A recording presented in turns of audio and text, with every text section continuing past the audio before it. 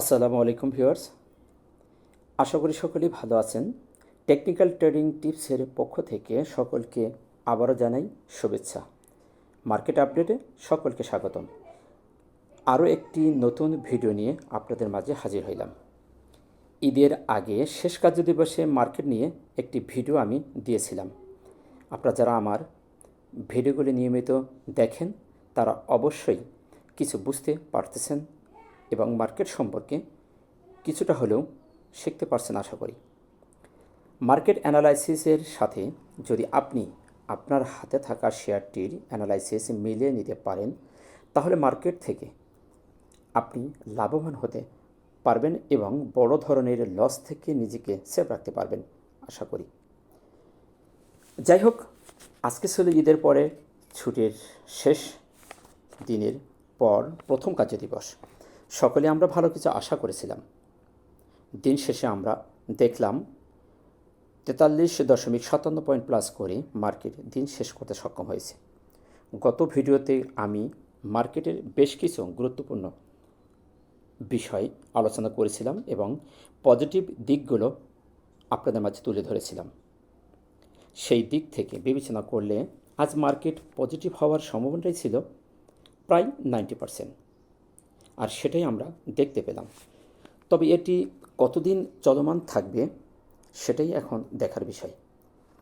আমরা দেখেছি market down ট্রেন্ডে এসে 2021 সালের, যেটি আমি গত কয়েকটি ভিডিওতে আপনাদের বলার চেষ্টা করছি এবং আপনারা দেখেছেন, 2021 সালের সাপোর্ট ছিল তার 5074, সেটিকে সে অনার করে আমরা গত লাস্ট কাজ যদি দেখতে পেয়েছি একটি মর্নিং স্টার দিয়ে দিন শেষ করেছিল।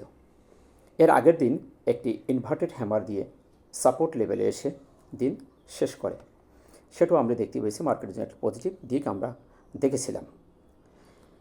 তো যাই হোক, ক্যান্ডেল এবং ক্যান্ডেলের অবস্থান যদি আমরা আজকে দেখি, ক্যান্ডেলটি একটি মারবুজি ক্যান্ডেল এবং সুন্দর একটি মারবুজি ক্যান্ডেল দিয়েছে এবং সেটিকে যদি আরও একটু দেখি আমরা, তার রেজিস্ট্যান্স ছিল নিকটতম, তার যে রেজিস্ট্যান্স ছিল 5147, সেটি সে সুন্দরভাবে ওভার করে 5161 থেকে সে দিন শেষ করছে।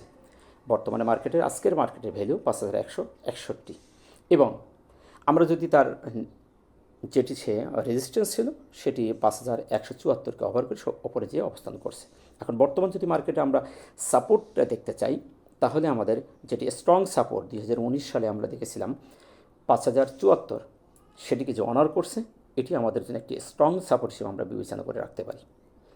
এখন পরবর্তীতে যদি আমরা মার্কেটের রেজিস্ট্যান্স খুঁজি, আসলে এই মুহূর্তে আমরা মার্কেটের যে পরিস্থিতি, আমরা সাপোর্ট এবং রেজিস্ট্যান্সটাকে এখন দেখতে চাই সবাই, যে আসলে পরবর্তী কোথায় যে সে থামবে এবং কোথা থেকে সাপোর্ট নিচ্ছে। তো পরবর্তী রেজিস্ট্যান্স যদি আমরা দেখি 5228, যেটি আমরা বিগত 6 জুন বা তার আগের দিন যেখানে একটি শক্ত সাপোর্ট নিয়ে মার্কেট ঘোরাঘুরি করছিল এবং সাইডওয়েজ হয়ে বেশ কিছুদিন আমরা দেখছি মার্কেট চলমান ছিল। এখন বর্তমানে যদি আমরা রেজিস্ট্যান্স দেখি সেটি আমাদের 5228 স্থান।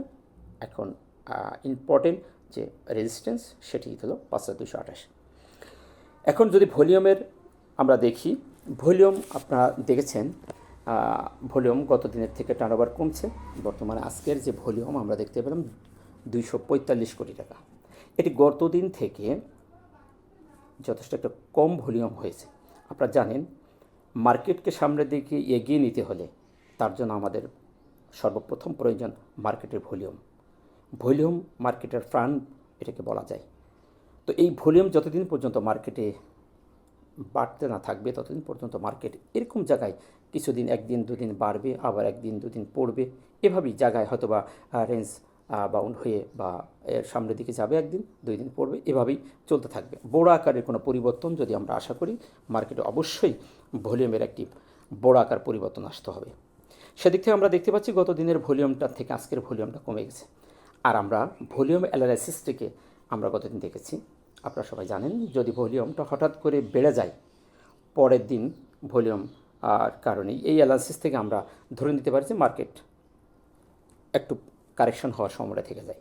আবার হঠাৎ করে যদি ভলিউমটা পড়ে যায়, কমে যায়, তাহলেও পরের দিন মার্কেট একটা কারেকশন হওয়ার পজিটিভিটি থেকে যায়। সেদিক থেকে আমরা দেখতে পাচ্ছি মার্কেট আজকে পজিটিভ হওয়ার সত্ত্বেও মার্কেটের ভলিউম কমে গেছে। সেক্ষেত্রে আমরা আশা করতে পারি মার্কেট আগামীকালও পজিটিভ হওয়ার একটা সম্ভাবনাময় থেকে যায়। যাই হোক, এখন যদি আমরা এমএসসিডি ম্যাকডির যে ব্যাপারটা, ম্যাকডি অ্যানালিসিস আমরা দেখি, ম্যাকডি অ্যানালিসিস আপনারা দেখছেন ভালো একটি কার্যকরী ভূমিকা পালন করে আসছে।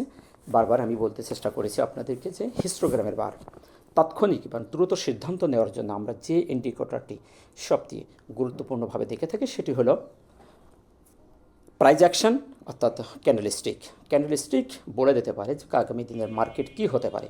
যদি আপনি সঠিকভাবে ক্যান্ডেলস্টিকের অ্যানালিসিসটি সঠিকভাবে করতে পারেন তাহলে আপনার কোনো টুলসের আপনার প্রয়োজন নেই।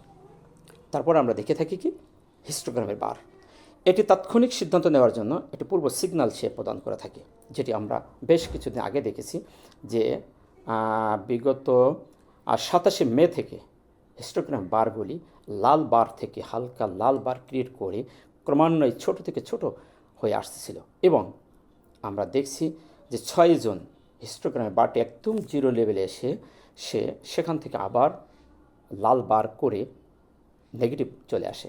এ থেকে আমরা ধরে নিয়েছিলাম যে 6 জুনের আগে আমরা ধরে নিয়েছিলাম মার্কেট থেকে সেল প্রেশার হারিয়ে বাইরের আগমন ঘটছে, কিন্তু 6 তারিখে এসে আমরা আবার দেখতে পেলাম যে বাইরের আবির্ভাব কমে যেয়ে আবার সেল প্রেশার বেড়ে বেশ 3 দিন আমরা মার্কেটে সেল প্রেশার প্রভাব দেখতে পেয়েছিলাম। 12 জুন আমরা দেখতে পেলাম আবার সেল প্রেশার কমে যেয়ে বাইরের আবির্ভাব ঘটে এবং কনফার্মেশন দিয়ে আমরা ঈদের আগের কার্য দিবসে দেখতে পেয়েছিলাম যে মার্কেট 13 জুন মার্কেট একটা ভালো ছোট হিস্টোগ্রাম বার ক্রিয়েট করে দিন শেষ করে। সেক্ষেত্রে আমরা দেখেছিলাম যে মার্কেট একটি দিয়েছিল মর্নিং স্টার, হিস্টোগ্রামের বারটিও দিয়েছিল একটি ছোট এবং আমরা বাইরের আবির্ভাব এখানে আমরা অনুভব করতে পেরেছিলাম। এবং আরেকটি বিষয় আমি বলেছিলাম সেটি হলো হিস্টোগ্রামের ডাইভারজেন, এটি অত্যন্ত কার্যকরী এই টুলসটি। অনেকে হয়তো এই জিনিসটি হয়তো আপনারা খেয়াল করেন নাই, এই জিনিসটা আমি বারবার আপনাদেরকে বোঝানোর চেষ্টা করেছি এবং মার্কিং করে দেখে রেখেছি যে হিস্টোগ্রামটি একটি ডাইভারজেন করে চলমান আছে এবং মার্কেট একটি ডাউন ট্রেনে। সুতরাং আমরা এর থেকে আশা করতে পারি মার্কেট টুডে অ্যান্ড টুমোরো সামনে একটি পজিটিভের দিকে যাওয়ার সম্ভাবনায় দিক নির্দেশনা প্রদান করে। তারই ধারাবাহিকতায় আপনারা আজকে দেখছেন যে মার্কেট জিরো লেভেলকে হিস্টোগ্রামে জিরো লেভেলকে ওভার করে একটি সবুজ বার ক্রিয়েট করে দিন শেষ করছে। এটিও একটি মার্কেটের জন্য পজিটিভ। আর আমরা জানি যে হিস্টোগ্রামের বার যদি আমরা একটু বিগত দিন দেখেন হিস্টোগ্রামের বার যদি সবুজ বার একবার জিরো লেভেল কভার করে বেশ 3-4 দিন 1 থেকে 3-4 দিন সে স্টে করে, সে থেকে আমরা এখানেও আশা করতে পারি এমএসসিডির ক্রস ওভার, এমএসসিডির যে ব্লু রেখাটি কমলা রেখাটিকে যেটা বলেছিলাম এটি ডিলেতে আসে এবং ডিলে থেকে ক্রস করে, সেক্ষেত্রে গতদিন মুখোমুখি হওয়ার পর্যায়ে ছিল এবং এমএসসিডি যে ব্লু রেখাটি একটি সাপোর্ট নিয়ে ডাবল বটম করে দিন শেষ করছিল, এটাও আমরা একটি পজিটিভ দিক হিসাবে বিবেচনা করেছিলাম।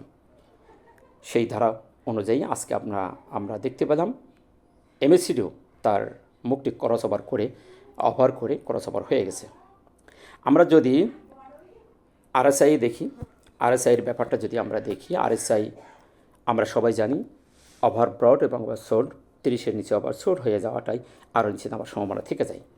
তো সেদিক থেকে দেখেন আরএসআই এখান থেকে একটি ডাবল বটম করে একটা সাপোর্ট নিয়ে এখান থেকে উঠে যেয়ে 30-এর ওপরে যে অবস্থান করছে গতবারই মার্কেট সম্পর্কে সংক্ষিপ্ত অ্যানালাইসিস বুঝতে পেরেছেন।